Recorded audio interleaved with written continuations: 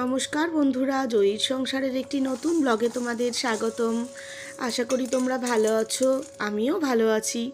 এখন সকালবেলা বানাচ্ছি এখন মেয়ের স্কুলের টিফিন আর অভি ব্রেকফাস্ট বানাচ্ছি। এখন পনির স্যান্ডউইচ এখানে রেডি করা হয়ে গিয়েছিল, এখন এটাকে স্যান্ডউইচ মেকারে বসিয়ে দিলাম।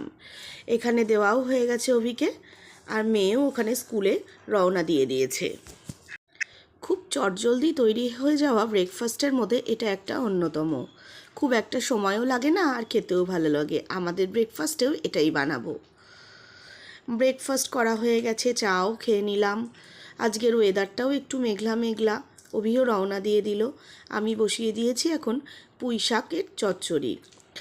কাতলা মাছ এনেছিলাম গোটা, তার মাথাটা ছিল ফ্রিজে, তো ভাবলাম আজকে একটু মাছের মাথা দিয়েই পুঁই শাক করি।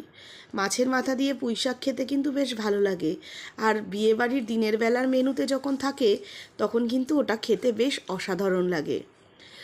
তো একদিন এক অনুষ্ঠানে, আমাদের পিকনিকের এক অনুষ্ঠানে খেয়েছিলাম, এত ভালো স্বাদ হয়েছিল। সেই রকম বানানোর চেষ্টা করি যতবারই, কিন্তু সেই স্বাদটা আর আনতে পারি না। তাদেরকে কখনো জিজ্ঞাসা করতে ইচ্ছা করে যে কী দিয়েছিল যে সেদিনকের সেই মাছের মাথার পুঁই শাকটা এত স্বাদ হয়েছিল। তো মা বলছিল তারপরে যে এরকম পুঁই শাক আরেকদিন বানাস তো বাড়িতে, কিন্তু বানিয়েছিলাম জানো, সেই স্বাদটা হয়নি। যাই হোক, আমি আমার মতো করেই বানাচ্ছি। কুমড়ো, আলু, বেগুন সমস্ত কেটে নিয়েছিলাম। আগেই মাছের মাথাটা ভেজে নিয়েছি, ভেজে রেখে দিয়েছি। আর পেঁয়াজ, রসুন, আদা সমস্ত ভালোভাবে দিয়ে তেলের মধ্যে পাঁচফোড়ন, শুকনো লঙ্কা দিয়ে ভালো করে নাড়াচাড়া করে নিয়েছি। পেঁয়াজটা বেশ ভাজা ভাজা হয়ে গেছে, তখন কুমড়ো, আলু, বেগুন এগুলোকে দিয়ে অল্প নুন দিয়ে ঢাকা দিয়ে দিয়েছিলাম। কুমড়ো, আলু, বেগুন এগুলো আলাদা আলাদা করে ভাজলে খেতে হয়তো ভালো লাগবে, কিন্তু শরীরের দিকে তাকিয়ে এত পরিমাণ তেল খাওয়াটাও তো ভালো না, তাই ওগুলোকে আমি একসাথেই দিয়ে দিয়েছি। তারপর যখন ওগুলো বেশ মজে এসেছে তখন দিয়ে দিয়েছি পুঁই শাকটা। তবে জানো তো, পুঁই শাকটা খুব ভালো ছিল, বেশ টাটকা ছিল। এইভাবে আবার কিছুক্ষণ ঢাকা দিয়ে দেব, তারপরে অন্য কাজগুলো সেরে নেব। দেখো কীরকম বৃষ্টি নেমেছে, মেঘলা তো ছিলই, তার মধ্যে আবার এরকম বৃষ্টি নামলো। এত মেঘলা ওয়েদারে জামা কাপড়গুলো সব ছাদে মেলা ছিল, তাড়াতাড়ি গিয়ে সেগুলো আবার তুলে নিয়ে আসা হলো। কারণ যতটুকু শুকোবে তার 3 গুণ যদি মেলা থাকে এখন ভিজে যাবে। বৃষ্টিটা বেশ জোরেই হচ্ছে জানো, জোর যে খুব একটা কম তা না। প্রত্যেককেই দেখছি ছাতা মাথায় দিয়ে দিয়েই রাস্তা দিয়ে যাচ্ছে। এই যে ঢাকা খুলে আবার একটু নাড়াচাড়া করে নিচ্ছি, তবে এখনও অনেক সময় লাগবে। তবে দেখবে একটা জিনিস, বাঁধাকপি বলো, পুঁই শাক বলো, এই সমস্ত জিনিসগুলো যত মজানো যায় নাড়িয়ে নাড়িয়ে, তত কিন্তু খেতে স্বাদ হয়। আবার আমি ঢাকা দিয়ে দেব, এইভাবে আবার খানিকক্ষণ হবে। আঁচটা কিন্তু একদম কমে রেখেছি, কারণ বেশি হাই ফ্লেম দিলে আবার পুড়ে উঠবে, সেই জন্য। এইভাবে ঢাকা দিয়ে আমি আবার কিছুক্ষণ চলে যাব। তার আগে একটু ভালো করে ওপর নিচ করে নাড়াচাড়া করে দিচ্ছি। ঢাকা দিয়ে জানো তো এরকম অনেক কাজও হয়ে যায়, ঘরে রান্নাও হতে থাকে, এদিকে কাজগুলোও গুছানো হয়ে যায়। আবার কিছুক্ষণ পর এসে ঢাকা খুলে যখন নাড়াচাড়া করছি তখন দেখছি বেশ ভালো মজে এসেছে। এবার দিয়ে দেবো খানিকটা মিষ্টি। অল্প একটু মিষ্টি না দিলে তো ভালো লাগে না। পরিমাণ মতন নুন হয়েছে কিনা একটু দেখলাম, দেখলাম না, নুন ঠিক আছে। আর ড্রাই স্পাইসেসগুলো তো আগেই দিয়ে নিয়েছি, জিরে গুঁড়ো, ধনে গুঁড়ো, হলুদ গুঁড়ো, একটু লঙ্কার গুঁড়ো আর তেজপাতা আগেই ফোড়নে দিয়ে দিয়েছিলাম। এখন ভালো করে নাড়াচাড়া করে নিচ্ছি, আর মোটামুটি হয়ে এসেছে। খুব সময়ের রান্না বলে সকালবেলা অভির খাবার নিয়ে যাওয়া থাকলে এইগুলো আমার খুব একটা বানানো হয় না। আজকে যেহেতু লাঞ্চটা নিয়ে যায়নি, তাই ভাবলাম আজকেই এটা বানিয়ে নিই। এই যে এখানে আমার মাছের মাথা দিয়ে পুঁই শাক রেডিও হয়ে গেছে। হঠাৎ করে কোথাও কিছু নেই, কি বৃষ্টি! আর মেয়েও আসবে এইমাত্র স্কুল থেকে, একটু সমস্ত কাজ ছেড়ে এখন এবার একটু বসে আছি, এখন একটু টিভি দেখছি। আমি আর মা দুজনা মিলে, এবার মেয়ে আসবে। মেয়েটার এমনি ভীষণ ঠান্ডা লেগেছে, আর তার মধ্যে এরকম বৃষ্টি শুরু হয়েছে, সেই চিন্তাটাই করছি যে আবার যদি এর মধ্যে ভিজে আসে, সামনে আবার পরীক্ষা, সেই সবই ভাবছি। আমি আর মা বলা বলি করছি। আজকে আমারও একটু ঠান্ডা লেগেছে, কেমন যেন লাগছে একটু, আসলে ওর থেকেই আমারও ঠান্ডাটা লেগে গেছে। আর আরেকটা কি, তার মনে করছিলাম অনেকক্ষণ থেকে একটু বসবো, তোমাদের সঙ্গে একটু কথা বলবো, সে আর একটার পর একটা কাজ হয়েই যাচ্ছে। তাই মাকে বলছি যে কাজ আর শেষ হয় না, একটা কাজ শেষ হয় তো দেখি আরেকটা কাজ রেডি। আর কি হয়, আগে আমি ডাস্টিংগুলো করে নিই, ডাস্টিংয়ের কাজগুলো যেহেতু ঘর মুছতে আসে তার আগে। তো সেগুলো হয়ে গিয়েছিল, তারপরে ঘর মুছে বাসন মেজে যখন গেল, তখন আবার কিচেনে বাসন তোলার কাজগুলো থেকে যায়।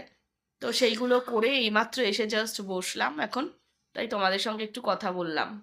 চিন্তা হচ্ছিল মেয়েকে নিয়ে যে বৃষ্টির মধ্যে আসবে, তো ভালোই হলো এখন বৃষ্টিটা একটু থেমে গেছে, এখন আর অসুবিধা হবে না। তো এখন আমরা একটু বসে বসে টিভি দেখবো। এই টিভি দেখতে দেখতে 1টা 20 বাজে, টিভি দেখতে দেখতে খানিকক্ষণ কাটাবো, তারপরেই ওর আসার সময় হবে, তারপরে লাঞ্চ হবে। সেদিনকে বাজার কলকাতায় অল্প একটু কিছু শপিংয়ের জন্য গিয়েছিলাম, টুকিটাকি একটু কেনাকাটা করতে। তো দেখো এই নেল পলিশগুলো কি সুন্দর বিক্রি হচ্ছিল ওখানে, তোমাদেরকে দেখাবো দেখাবো ভাবছিলাম, তো আর দেখানো হচ্ছিল না। এই নেল পলিশগুলো এরকম 3টে করে 99-এ দিচ্ছে, জানো কালারগুলো বেশ সুন্দর সুন্দর ছিল। তো আমি একদিন গিয়ে 3টে নিয়ে এসেছিলাম। তো তার সেদিনকে কালারের অপশন খুব একটা ছিল না। তারপরে আরেকদিন গিয়ে আমি আবার 3টে নিয়ে এসেছি, তবে ইউজ করে দেখলাম বেশ ভালো লাগলো জিনিসগুলো। কালারগুলো তোমাদেরকে দেখাচ্ছি, দেখো এই যে দেখো, এই একটা কালার, হুম, এই কালারটা মেয়ের খুব পছন্দ হয়েছে। আর আমি এই একটা কালার নিয়েছি, হ্যাঁ, আর এই একটা কালার।